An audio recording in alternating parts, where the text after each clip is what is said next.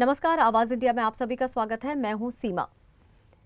शिवसेना उद्धव गुट के सांसद संजय राउत ने मोदी सरकार पर तीखा हमला बोला है। उन्होंने कहा है कि जब से पीएम मोदी, जयशंकर और गृह मंत्री अमित शाह आए हैं, तब से भारत दुनिया में अपना पक्ष भी सही से नहीं रख पा रहा है। उन्होंने संयुक्त राष्ट्र में पाकिस्तान को अहम पद मिलने और व्हाइट हाउस में पाक सेना प्रमुख को डिनर पर बुलाए जाने पर भी सवाल उठाए। राउत बोले, पीएम मोदी को ट्रंप से पूछना चाहिए कि वो भारत के साथ कैसा नाटक कर रहे हैं। उन्होंने कहा कि राष्ट्रपति ट्रंप अगर पाकिस्तान को ताकत देते रहे तो ये भारत के लिए बड़ा खतरा होगा। प्रधानमंत्री मोदी के लगातार विदेश दौरे पर तंज कसते हुए उन्होंने कहा कि मोदी जी को टूर एंड ट्रैवल मंत्रालय दे देना चाहिए। संजय राउत ने कहा कि मोदी को मन की बात में बताना चाहिए कि विदेशों में क्या खाना चाहिए, लेकिन महाराष्ट्र में 3 महीने में 1000 किसान आत्महत्या कर चुके हैं। राउत ने पूछा कि अब तक पहलगाम हमले के दोषियों को क्यों नहीं पकड़ा गया, एयर इंडिया की हालत क्यों खराब है। उन्होंने कहा कि अहमदाबाद में विमान दुर्घटना की जांच अधूरी है और पीएम विदेश घूम रहे हैं। राउत ने बीजेपी और आरएसएस को भाई भाई बताते हुए कहा कि अगर संघ चाहे तो बीजेपी को सबक सिखा सकता है।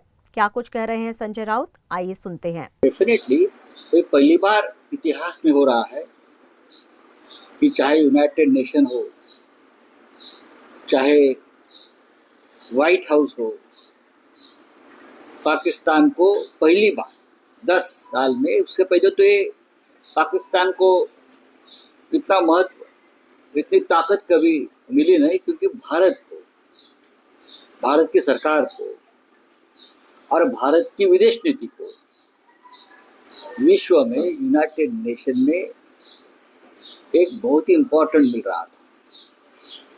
और हम ये विश्व को बताने में सफल रहे कि पाकिस्तान एक टेररिस्ट देश है और हिंदुस्तान के साथ विश्व के और भी देश में जो आतंकवाद चल रहा है उसका पालन करता, उसका निर्माता पाकिस्तान है। लेकिन जब से मोदी जी आए हैं, जब से जयशंकर जी आए हैं, अमित शाह जी आए हैं, हम ये साबित नहीं कर सके। और आज यूनाइटेड नेशन में एक सिक्योरिटी काउंसिल का महत्वपूर्ण पद पाकिस्तान को दिया गया।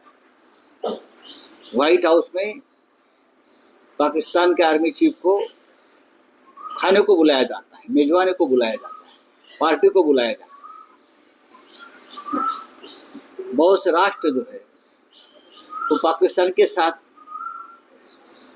खड़े हो गए ऑपरेशन सिंदूर के बाद, और अब तक भारत के चाहे विदेश मंत्रालय हो, चाहे डिफेंस मंत्रालय हो, अब तक उसके ऊपर एक शब्द नहीं बोल पा रहे।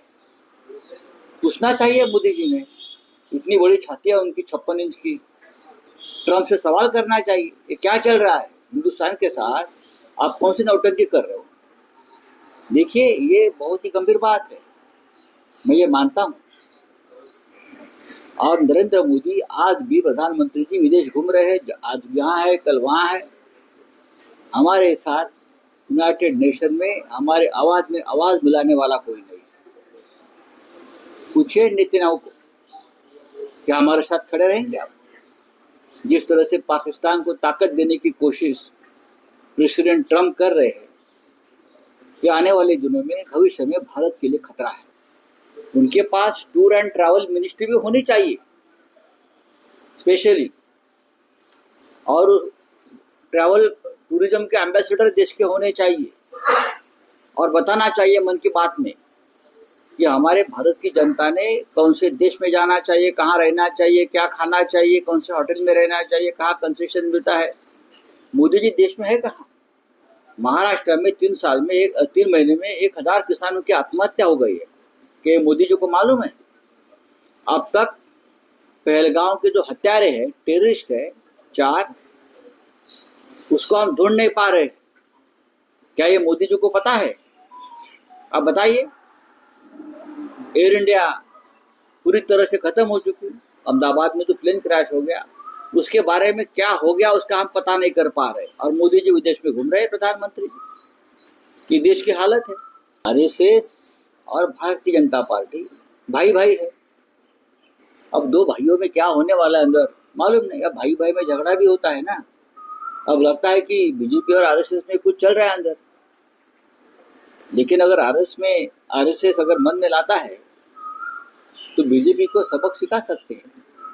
क्योंकि आज जो बीजेपी आपको दिख रही है वो तो आरएसएस के कार्यकर्ता की ताकत के ऊपर इतनी जीत मिले उनको। वहीं संजय राउत के बयान पर बीजेपी नेता और मंत्री गिरीश महाजन ने कहा कि संजय राउत बकवास करते हैं, उनके पास कोई मुद्दा नहीं रहा। वहीं मुख्यमंत्री ने कहा है कि किसी के बाप में हिम्मत नहीं है जो मुंबई को महाराष्ट्र से तोड़ सके। मुझे लगता है जब भी चुनाव आते हैं तब संजय राउत हो उबाटा हो यही बात करती है कि बस मुंबई से अभी महाराष्ट्र से तोड़ा जाएगा, मुंबई को अलग कर दिया जाएगा, मुंबई को गुजरात में जोड़ दिया जाएगा। मुझे लगता है हर वक्त ऐसी बकवास मैं कहूँगा, इस बात में कोई मीनिंग ही नहीं है, कोई मतलब ही नहीं इस बात का। माननीय मुख्यमंत्री जी ने ये बार बार कहा है, हर सदन में कहा है कि अभी इनके पास कोई मुद्दा नहीं, अभी ये बात करेंगे कि भाई मुंबई महाराष्ट्र से तोड़ी जाएगी। लेकिन माननीय मुख्यमंत्री जी ने ये भी कहा है कि किसी की हिम्मत नहीं है, किसी के बाप की भी हिम्मत नहीं है कि मुंबई महाराष्ट्र से तोड़ेगा। लेकिन इनके पास कोई चुनावी मुद्दा नहीं है, इनके पीछे इनके फॉलोअर नहीं रहे, इनका पीछे कोई जनता का आम जनता का सपोर्ट नहीं है। इसलिए बस ये बेहुदा बातें संजय राउत या उबाटा उद्धव जी करते रहते हैं।